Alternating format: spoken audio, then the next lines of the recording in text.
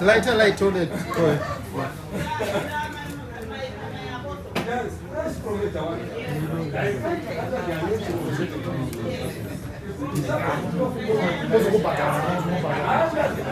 Zima.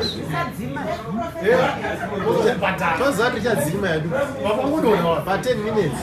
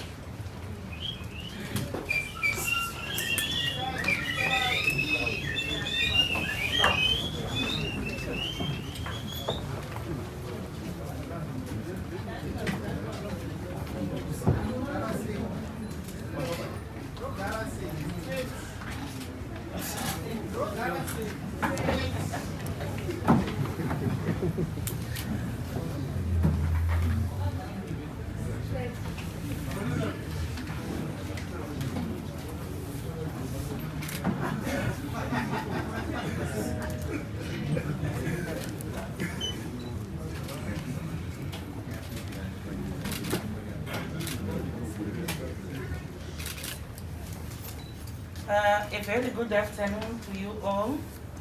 Members of the fourth state, you are welcome to Morgan Richard Tranquilline, and thank you for owning up to this invitation.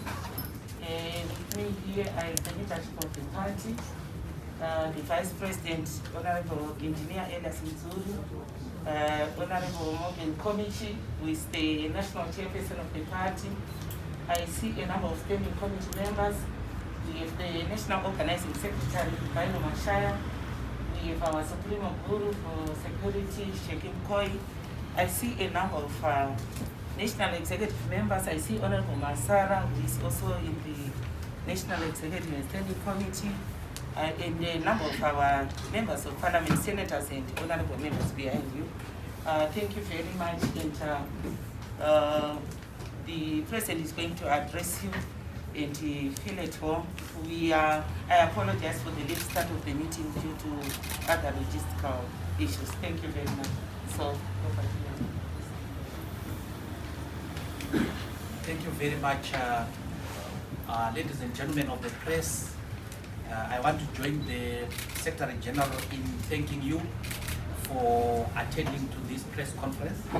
I also want to thank you for your usual patience. I know that the invitations were not sent to you timelessly, but you have been able to avail yourself. We meet at the time that Zimbabwe is enmeshed into a serious economic crisis. And this economic crisis has been exacerbated by the currency volatility and the apparent confusion of the government on how to deal with this currency volatility. At one stage, the government banned borrowing from the banks, and in so doing, it acted in a way that was anti-business and that was shocking. We are happy to note, however, that the Reserve Bank has now reversed that very unreasonable policy. So we notice that there is a lot of suffering that our people are going through, and the inflation has gone up. The ability of our people to afford basic commodities has been compromised. Faced with this, the role of the opposition is to put things right. We continue with our call that the answer to Zimbabwe's social, political, and economic conundrum is inclusive, genuine, and unconditional dialogue. We are therefore going to be upping our ante on the issue, on the need for dialogue. These problems are beyond the capacity of one person, one party, and so on. It is to be tackled by all Zimbabweans together. And we therefore are going to be calling, we are going to be increasing our call for national dialogue. And if the government remains slow in its reaction to the call for dialogue, we will have to use other means to make sure that the Zimbabweans are ahead, to make sure that dialogue has to be done, has been done. After the 26 March by-elections, we had our National Council meeting, which made a number of resolutions. One of these resolutions was for the party to embark on a serious restructuring exercise. We have begun that restructuring exercise in order to change our party to be a credible change agent. So all our leaders from the National Standing Committee, National Council, National Executive are going to be involved in the grassroots mobilization. And they have been given a specific time period by the National Council. So we are going to be embarking on a serious recruitment exercise. Already we have started with the youths in Harare, and we are very happy about the level of motivation that is there within the Youth Assembly and the level of dynamism that is there within the organs of the party, including the Women's Assembly. So the women will be doing their mobilization as well. We are going to be having our National Congress the leadership of the National Directorate, headed by the National Chairperson, Honorable Komichi here, is going to advise us tomorrow as to the exact date upon which this Congress will be held. We want to hold a Congress that is credible. We want a Congress that is peaceful and well organized. This Congress is not only going to deal with elections. Yes, there will be election of leadership at that Congress, but there are other issues, two important issues that are going to take place at this Congress. One is the discussion on policy. Now that Zimbabwe is in these economic challenges, it has become more and more important that we deal with the issue of policy. So our department dealing with that policy is now working in full swing, and our Secretary for Policy has been given instructions to move across the country to talk to the people about the policy interventions that they want to see. We are also consulting key stakeholders on the policy interventions. So one of the most important things at this Congress will be policy. Policy designed to make Zimbabwe better. Policy designed to make our people live a better life. So our secretary is going to deal with that.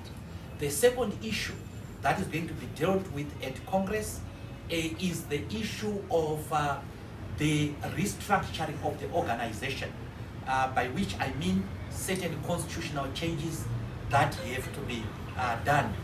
One of these constitutional changes, of course, is the issue, the perennial issue of gender representation, equitable and equal gender representation, youth representation, and so on. While we are still on the issue of gender and youth, we are putting the government on notice to operationalize amendment number 2 insofar as it deals with women representation in council as well as youth representation in parliament. The constitutional amendment was passed in 2001, and certain of the clauses of the constitutional amendment have been operationalized. For example, the clause dealing with the term of office of the judges has been operationalized, and as we speak, Justice Malaba is actually doing his work as Chief Justice. But the same constitutional amendment talks of the representation of the youth in Parliament. So we demand that the 10 youths be sworn into Parliament right away. We also demand that the quota for women in the council be operationalized and they be allowed to take office now.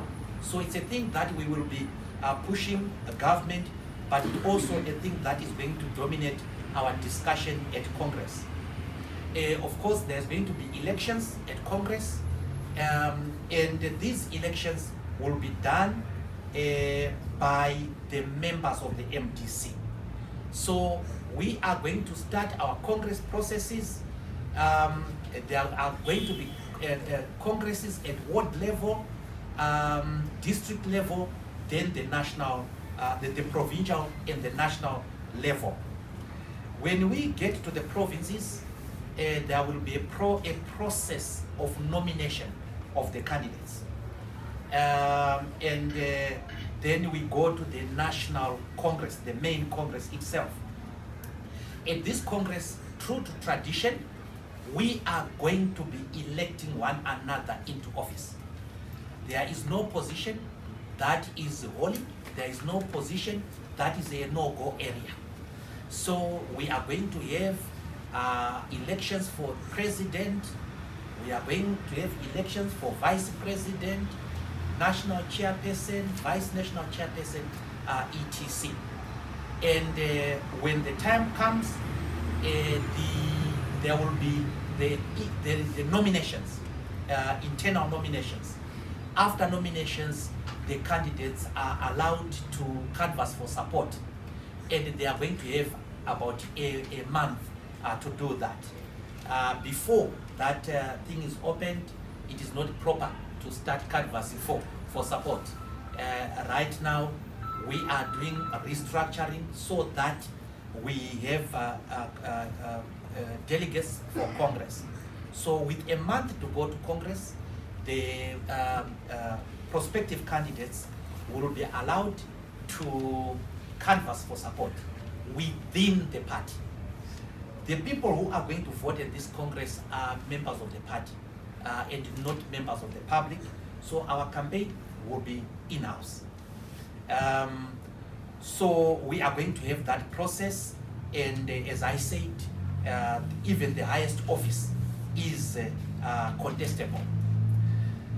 We were tasked by the National Council to do some restructuring, reshuffle of leaders of the National Standing Committee. And we had a month of consultations with our people. And the results are as follows. And I need to state here, before I read out the names, I need to state here that the resolution of the National Council was for the president to do reshuffle and not to remove leaders from the leadership organs that they sit in. So you will see that it may be the same faces, but allocated different roles. We looked at a number of issues. The first important issue is the task that we have. The task to strengthen the party, and to strengthen the party in the departments that we thought needed attention. Number two, it is to enable the party to prepare for its internal process, the Congress. Number three, it is to enable the party to be positioned to play a leading role in the issue of dialogue. So our leadership at the top, we have myself as president, then Engineer Mzuri, Senator Mzuri as the first vice president, Senator Chief Ndiovu as the second vice president, Senator Morgan Komichi, national chairperson. We have not seen, we have not reshuffled there. The deputy national chairperson being Major Tsekwa. Secretary General remains Pauline Mpariwa, Honorable Mpariwa, who is also our leader of the opposition in the National Assembly. So she has a national responsibility there. We have elevated Dr. Tapua Mashakada to being the Deputy Secretary General. And he will be responsible for two main issues.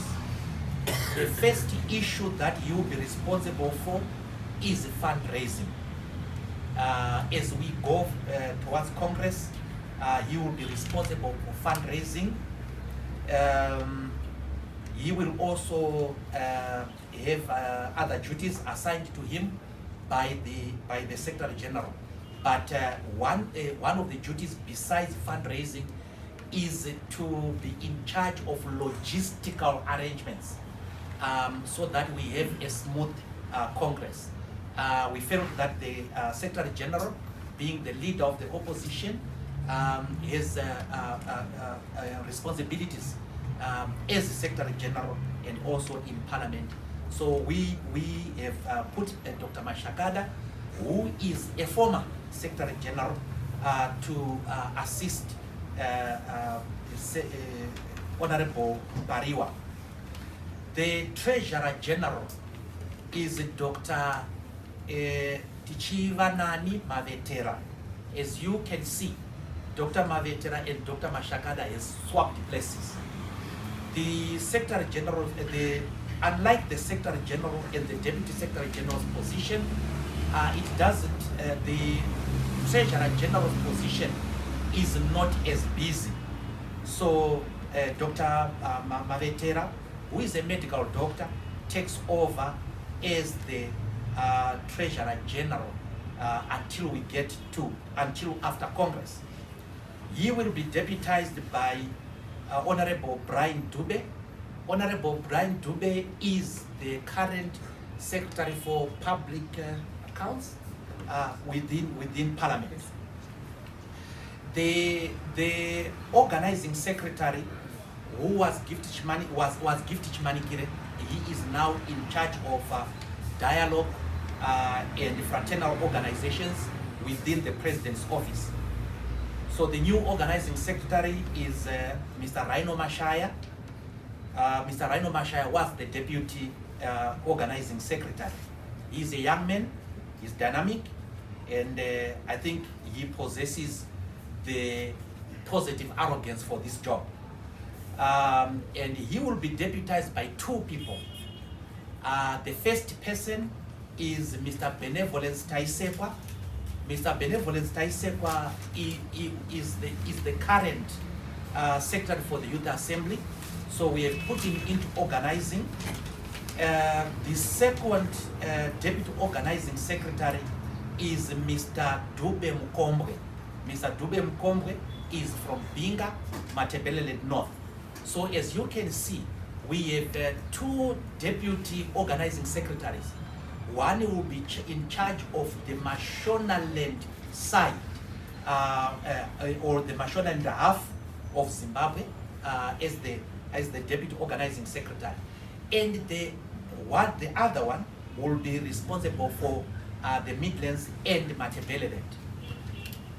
We are going on a serious restructuring exercise, and these people will oversee the restructuring of the party. The Secretary for Mobilization remains Honorable Tangwara Matimba. He is joined by the Deputy Secretary for Mobilization, Pini Rodenga, Honorable Pini Rodenga. He was the chairperson of Mashonaland East for almost a decade. We have now moved him to mobilization because this is going to be key as the country and the party prepare for the elections of 2020. He is a veteran organizer, and we think that he will add value there. We have a new Deputy Secretary for Information and Publicity. The Secretary for Information and Publicity remains Witness Dube. He's not here, he's in Bulawayo today. He will be deputized by Honorable Festus Dumbo. Honorable Festus Dumbo is based in Mashingo in Triangle, and he was a member of Parliament. He is a veteran sports administrator and a soccer trainer, actually, a soccer coach. He is also a boxer. So beware, Oporo Chimono, I have put a boxer there. So Honorable Dumbu is going to be the deputy spokesperson. You will be given his details. We have the Secretary for Local Government is Faith Msarurwa. She remains there. The Deputy Secretary for Local Government is Spiwe Banda Mchenje. She is the proportional representation MP for Mashonaland East. She's also a veteran. Secretary for Elections it remains Mr. Gandhi Mzingwa. He is going to be deputized by two people. The current deputy, Sibusiwe Buddha Masara, Honorable, and the Honorable Kalipani Pugen. Because we are going to emphasize on policy, the policy secretary, as well as the gender secretary, are going to be invited to the standing committee as we prepare for Congress. This is because we are going to be sitting every week as the standing committee in order to review the progress in the party restructuring, serious party restructuring. That has nothing to do with Congress. We are also going to be receiving progress on Congress. And we would want the Secretary for Policy to give constant reports to the Standing Committee about the preparations for the policy paper that must be tabled before Congress. And Dr. Julius Msevenzi is the Secretary for Policy. So he will be invited to the Standing Committee to give regular updates about the preparations of the policy document. We will also be inviting Secretary for Gender because of our emphasis on gender parity and gender equality. So the Secretary for Gender will also be invited into the Standing Committee for the period that we are going to be going to Congress, and that's Isabel Simango. She is currently the Secretary for Gender in the National Executive. There is a few vacancies that are there. There are people whom we wanted to put, whom we have not consulted at this point in time, or if we have consulted them, they are still to make their minds. I have announced that Gift Chimanikere is Secretary for Presidential Affairs, responsible for dialogue and fraternal organizations. We still have another Secretary for Presidential Affairs, and this is Vincent Changrai. He remains Secretary for Presidential Affairs, responsible for rebranding and communications within the President's office. So, ladies and gentlemen, those are the changes that we have made, and I want to emphasize that these changes have been made pending Congress. At Congress, people are free to contest the positions that they want, but right now, for the period that we are in and the agents of the matter, these are the men and women we commend to the nation and to the rest of the party. Thank you very much. Thank you, Honorable President.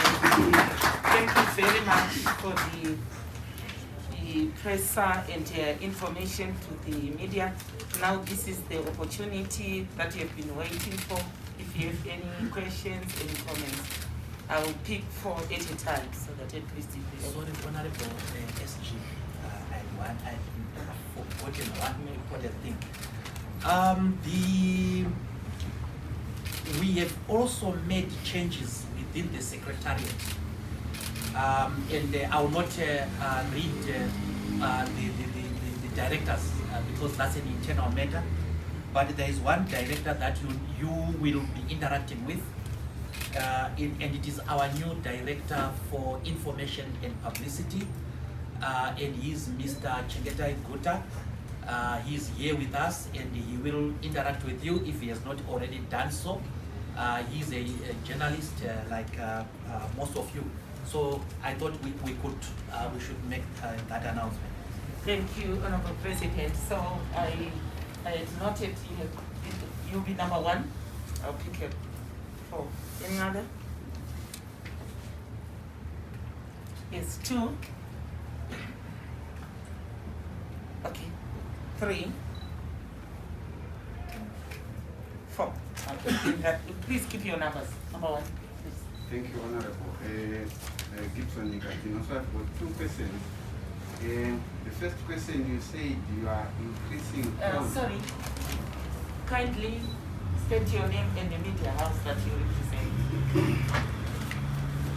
Thank you, Gibson Nigatino from the Herald. Please don't ask me a question about whether I'm ashamed or not.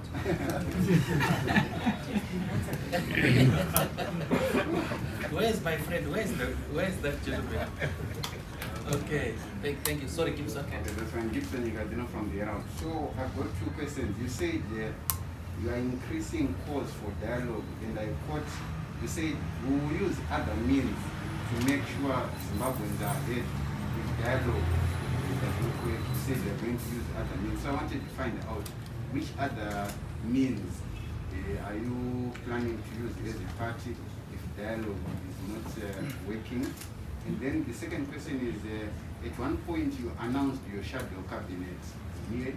So I wanted to find out from the equivalent of the Minister of Finance and Economic Development, what would you have done better to ensure that Zimbabwe's economy is better according to probably some of the pronouncements you would say? What would you think your equivalent would say, or what policy measures do you have as a party that are there to counter what's probably obtaining in the economic environment? Thank you. Okay. Line number 2. Right, my name is Sean Moyo, 263 times.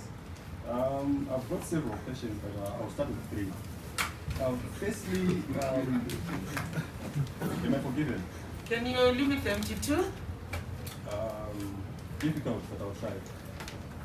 All right. Firstly, on the issue of appointments, you are on your way to Congress in about a month's time. So, what's the wisdom behind in new appointments when you're already going to elect new leadership? Is that not an attempt, respectfully, of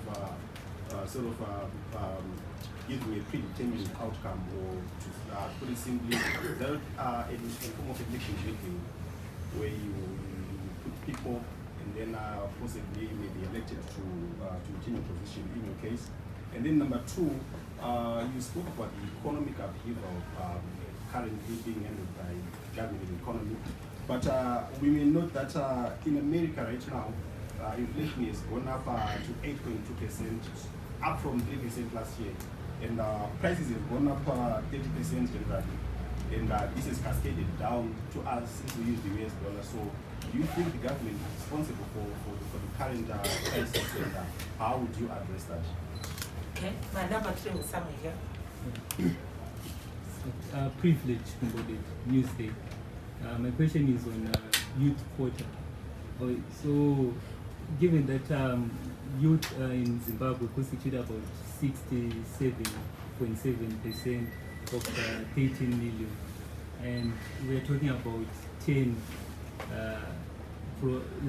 seats reserved for youth, don't you think you should be demanding more for youth representation?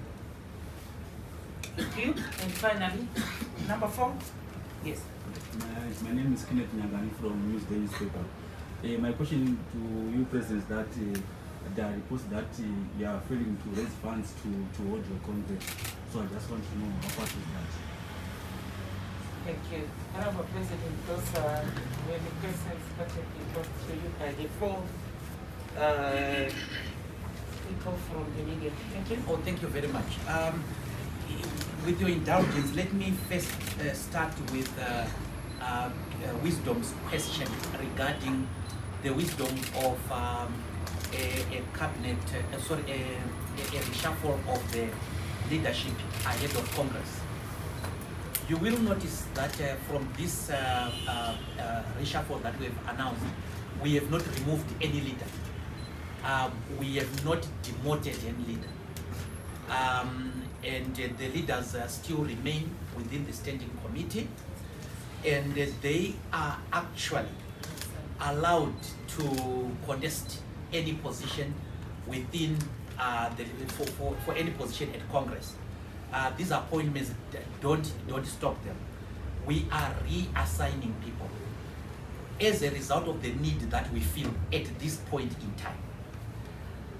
These leaders, as I said, are going to be preparing for a credible Congress, logistically preparing for a credible Congress.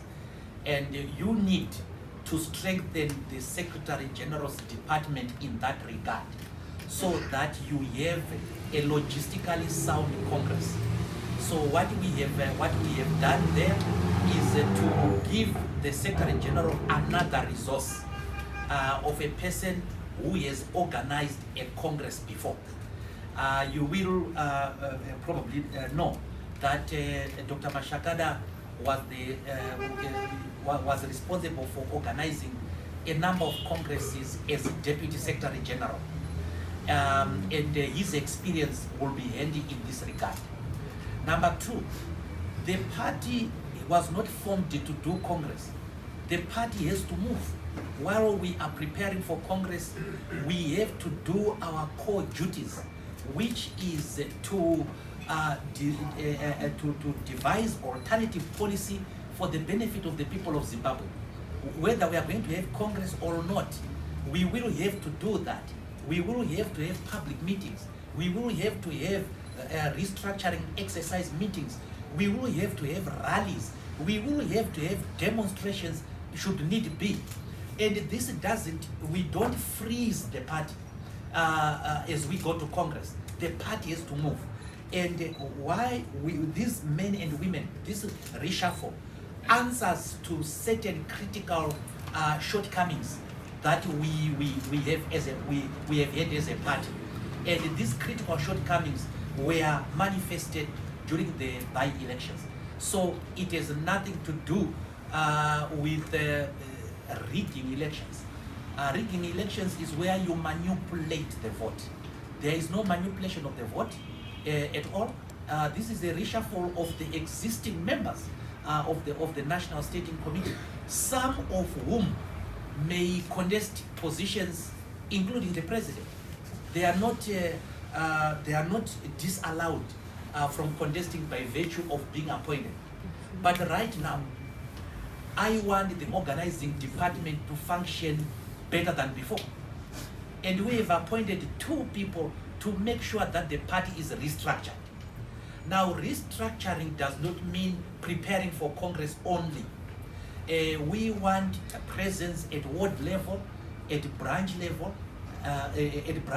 We want that. We want to mobilize Zimbabweans. So we don't stop that because there is a Congress. So it has nothing to do with strengthening or weakening anyone.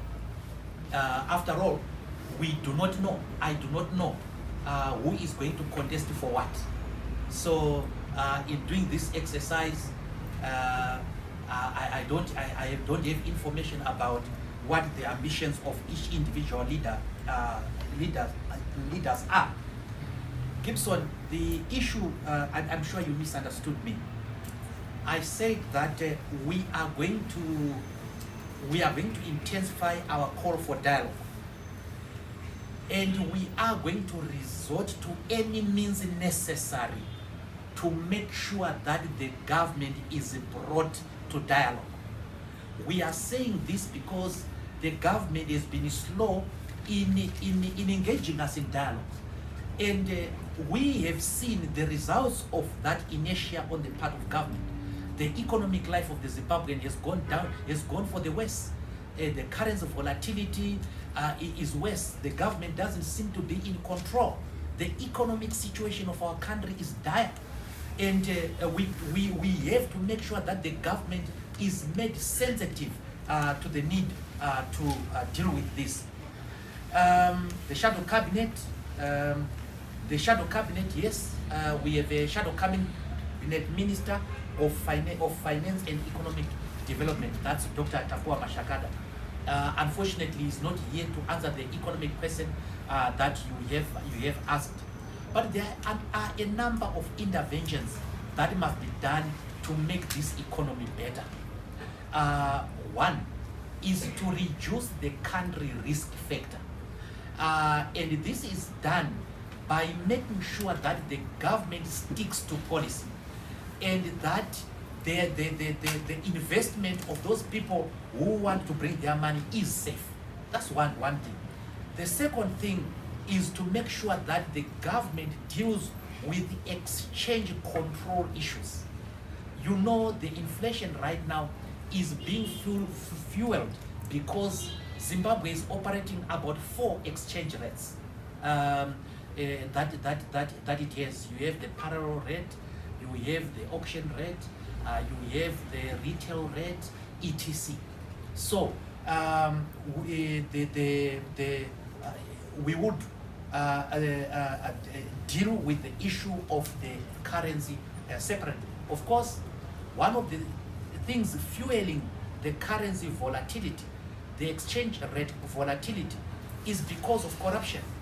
And this corruption is by the people who are privileged already, people who are abusing their access to credit, their unfair access to credit, to further impoverish this country. And if what the governor of the Reserve Bank said is correct, people are borrowing money from the banks and are putting the money on the parallel market, and they are engaged in currency speculation. Now, these are high-ranking people. These are people that the government knows about. And the government has always said, we will shame them, we will shame them, we will shame them. But the government is not shaming them. We are not interested in these people being shamed. We are interested in these people being arrested because they are economic criminals. They are economic saboteurs. So we will deal with the issues of inflation. But of course, Dr. Mashakada will give you a detailed interview about what needs to be done. Wisdom, you asked that inflation is now a worldwide phenomenon. So why blame the Zimbabwean government only? It's a very fair question, Wisdom. Yes, there are inflation drivers that the government cannot control. We are feeling the heat of the war in the Ukraine, just like another country. But that is not the only inflation driver in our country. One of the inflation drivers in our country is exchange control. And this is a Zimbabwean phenomenon where there is corruption within the exchange control system. People are taking money, they are speculating, and it's driving inflation. And this is something within the control, within the ability of the Zimbabwean government to deal with. So yes, there are world-wide factors, external factors, exogenous factors, but there are endogenous factors as well, which is our inability to deal with the economic criminals who are exploiting the exchange control and in the process driving inflation. Yes, my young brother, you talked about the youth. The youth are 67% of the population, and they, according to amendment number 2, they are getting only 10 seats in parliament, which 10 seats they have not been given in the on top of that. I totally agree with you, and I want to address the youth and say, and I do know better than quote from the Cuban hero, Jose Marti. He said, rights are not asked for, they are demanded. They are not freely given, they are taken. So my youth in Zimbabwe, musamirira kukokwa kumichato wenyu. It is something that the youth of Zimbabwe must demand, and the youth of Zimbabwe, if it wants, will have. But what we have been able to do as a parliament is to give them an incremental gain. From 0, we are now at 10 seats. And it's up to the youth to motivate for better representation. Sekuru Nyangani, you are asking about whether the MDC has failed to raise money for the Congress. As the MDC goes to Congress, there will be a lot of falsehoods that will be spread by people who have different agendas. And they will say a lot of things about leaders, and already they have started. Before leaders have told you the positions that they are eyeing at Congress, some are already being given positions. So we are in this season, and we will hear a lot of allegations against leaders. That has become normal. That is something that we are used to. Now, today, your question It's a very wide question, and I'm going to resist the temptation of giving you our bank balance. But let me say to you, MDC will hold its Congress, and it has the ability to hold Congress. So the Congress will be held, and this is going to be one of the best Congresses that you have ever witnessed.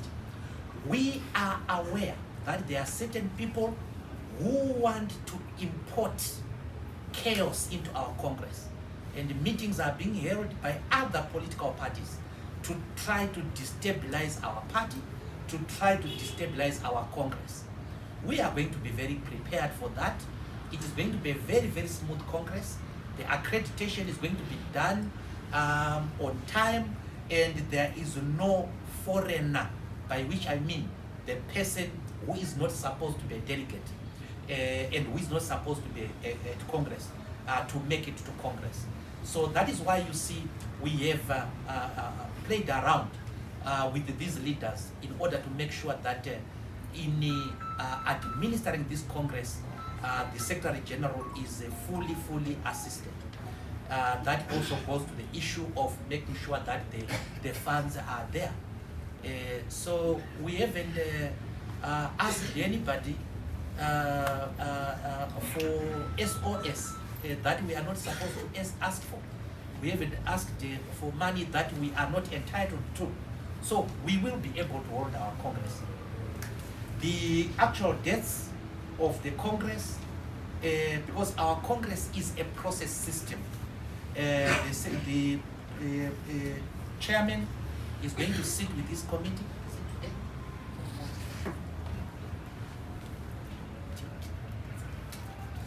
Oh yes, actually the chairperson is telling me that they've actually done the meeting of the election directorate, and they will be reporting to the standing committee regarding the timing of the Congress.